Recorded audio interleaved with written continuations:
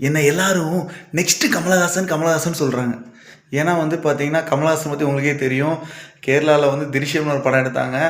அதை வந்து இவர் வந்து பாபநாசம்னு சொல்லிட்டு ரீமேக் பண்ணார். அடிபொலியாக ஓடிச்சு தமிழ்நாட்டில். நான் இன்றைக்கும் "திரிஷ்யம்" பார்க்க மாட்டேன் இதில் ஓடிடியில் போயிட்டு. புரியுதுங்களா? இன்னமும் நான் வந்து பார்த்தீங்கன்னா பாபநாசம் தான் பார்ப்பேன்.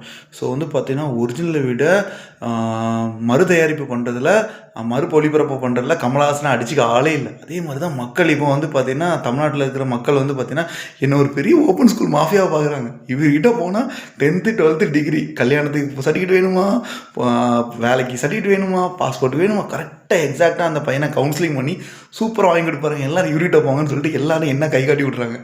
ஏன்னா என்ஐவிஎஸ் ஹெட் ஆஃபீஸ் வந்து பார்த்தீங்கன்னா ஒரிஜினல் பண்ணுறதை விட நான் ஒரு கவுன்சிலிங் ஏஜென்சி பண்ணுறது வந்து பார்த்தீங்கன்னா கமலஹாசன் மாதிரிங்க.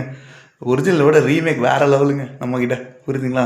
என்ஐவிஎஸ்காரங்களுடைய நோட்ஸை நம்ம சிம்பிளிஃபைட் பண்ணி ஆளுக்கு ஏற்ற மாதிரி, குதிரைக்கு ஏற்ற புல் அந்த மாதிரி கொடுக்கறதுனால கூட்டம் அப்படி வருதுங்க. நீங்களும் வந்து ஜாயின் பண்ணுங்க. பார்த்துட்டே இருக்காதீங்க. நன்றி, வணக்கம்.